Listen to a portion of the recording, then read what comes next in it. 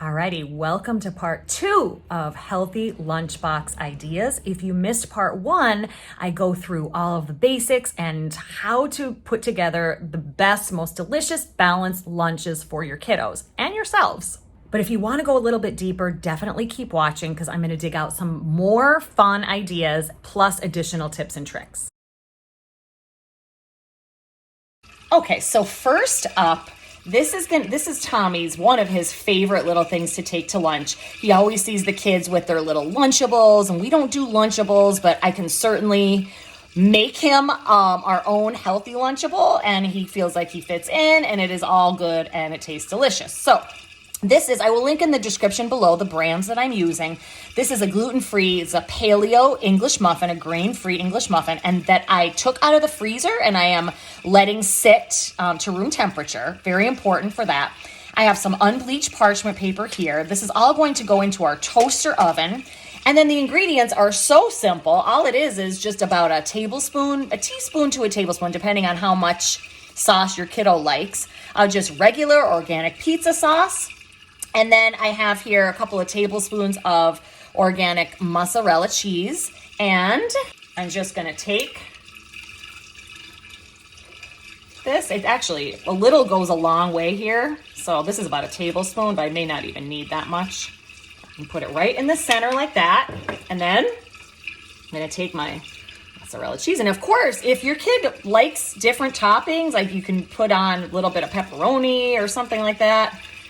Awesome, or maybe a vegetable or something. And there we go. And so I'm gonna wait until just a little before. So I'm gonna toast this in the toaster oven, just on the toaster setting. The cheese is gonna melt, and then I keep it warm until he heads out for the day. And then once it's done, here's how I package it. I take one of my little stainless steel containers, run it in super, super hot water, and that'll just keep the temperature relatively high. And then I take my unbleached parchment paper here. I'm going to put the English muffin right inside and then take another little piece so that it's nice and tight and snug in there, and then put the lid on before he goes. In it goes.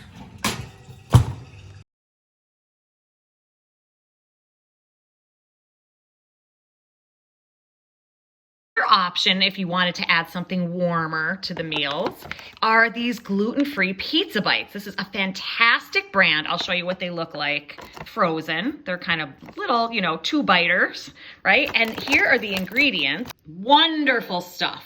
Usually pizza bites have loaded with sometimes high fructose corn syrup, fake seed oils, and things like that. So this is a really nice variety. When I make them, I'm gonna do the same thing that I did with the English muffin. I'm gonna make this really hot, put the unbleached parchment paper on the bottom. Once these guys come out of the toaster, I probably do maybe 4 or 5 of them, put it here, put the lid right on, right before they leave for school.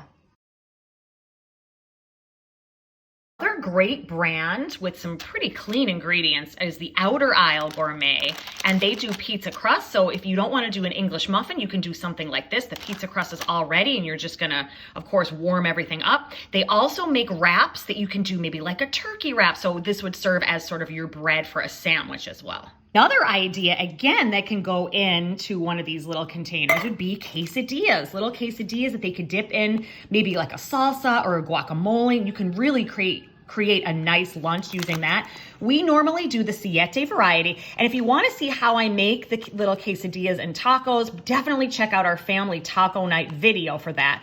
We normally switch between the cassava and the almond flour.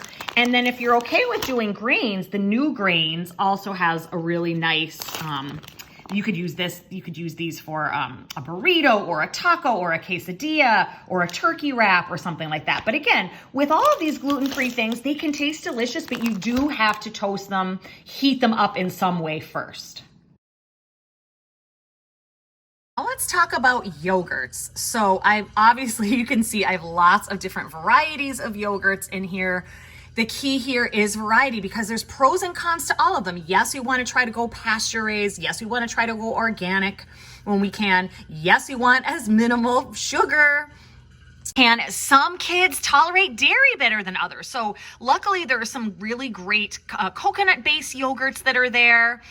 And so there's options for everybody for sure. There are cashew-based yogurts as well, but oftentimes they are not school-friendly because of the nuts. Today, all I'm gonna do, or for this particular lunch week, all I'm gonna do is I'm gonna take half of the vanilla bean yogurt and mix it with just some plain yogurt in my beautiful little glass containers. I'll show you. I am a glass container hoard. I absolutely love mason jars and glass containers, and I always save them.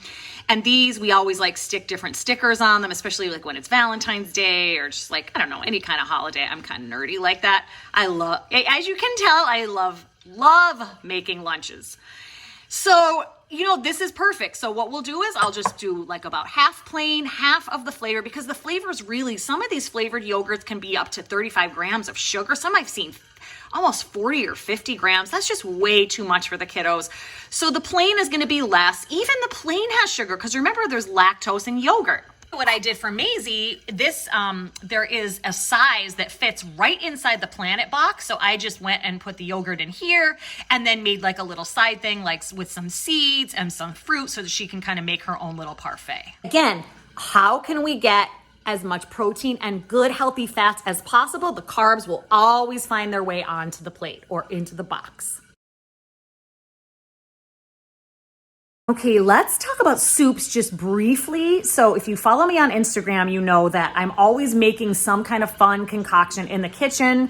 Love recipes, love to cook. Not everybody does, however. So this video is really gonna be a little bit more about how to throw together a really healthy, wholesome lunch using things that we're purchasing. So notice we didn't really make anything too homemade here. We're just kind of taking elements of different things and putting them together. So I want to always say, if you have a homemade soup that you like and you make, always use that first. But I want to show you this. These are just a couple of examples I want to show you. So Maisie really loves tomato soup. So I want to show you just the difference between the ingredients here and the ingredients here. This one, let's just knock out really quick since it's here.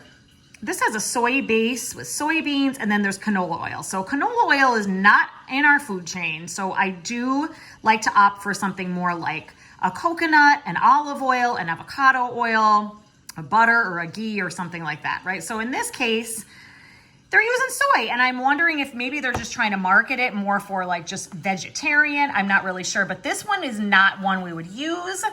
Now, when we're looking between these two, starting over here, so we talked about the soybeans. There's also high oleic sunflower oil. Now, I do not use sunflower oil when I'm looking at packaged foods. It's really hard to avoid.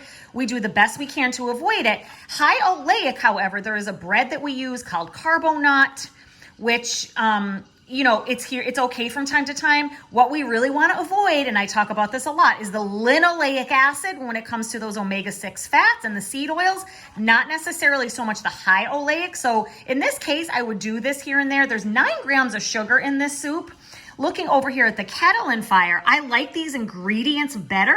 A little bit more sugar, you'll see. So in the full container, which she would probably only have like maybe a third or maybe half of the container, so she wouldn't be getting all of that sugar.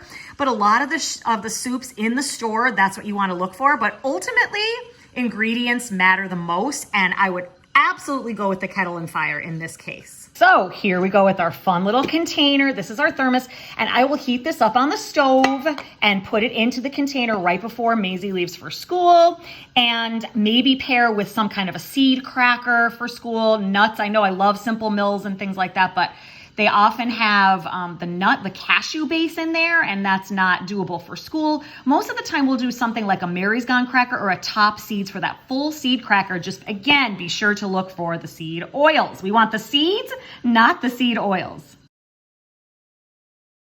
Okay, a couple more additional tips. Number one, I want to say, do not get discouraged if your child comes home without every ounce of the lunch being eaten. I know I had to practice many, many months, almost probably a full year of non-attachment to this. There are so many variables, so many things that come into play when a child is at school. Therefore, there's so many reasons why something might not get eaten. So when it comes back, what we do is I will, when they want a snack after school, I might say, hey, let's look in your lunchbox and see if we can eat again, you know, kind of dig back in there and see what wasn't eaten, and we'll start there. Sometimes I'll grab, if it's a fruit or a vegetable or something from the lunch, add it to the dinner so that there's no waste. Because my thing is, I do not like waste. So don't get discouraged. They will eat it when the time is right. Another tip that you may not have considered, the first time I bought these beef sticks, they kept coming back in Tommy's lunch over and over, and I knew he liked them. So I said, "What's the deal?" And he's like, "Mom, I can't open it."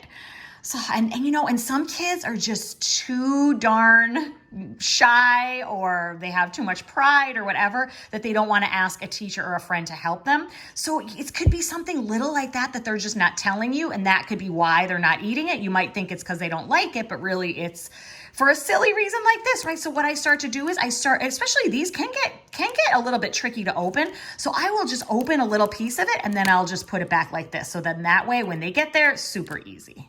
And then finally, another great tip for success is to get your kids involved in the kitchen as much as possible. This isn't just for lunches, but for all meals, especially though, you know, picking out the fun new lunchbox for the year, and then maybe the night before saying, "Hey, Maisie, would you like to have rolled up turkey or maybe some pepperoni or a little bit of ham for your protein? Or Tommy, would you prefer kiwi or some berries for your fruit?" This is a way to empower them and let them be part of the process. A little bit of that stuff goes such a long way. So as always, I hope that was helpful. For more tips, tricks, everything wellness, yoga, nutrition related, please stick around for more videos and follow me on Instagram, and I will tag it here. So see you soon.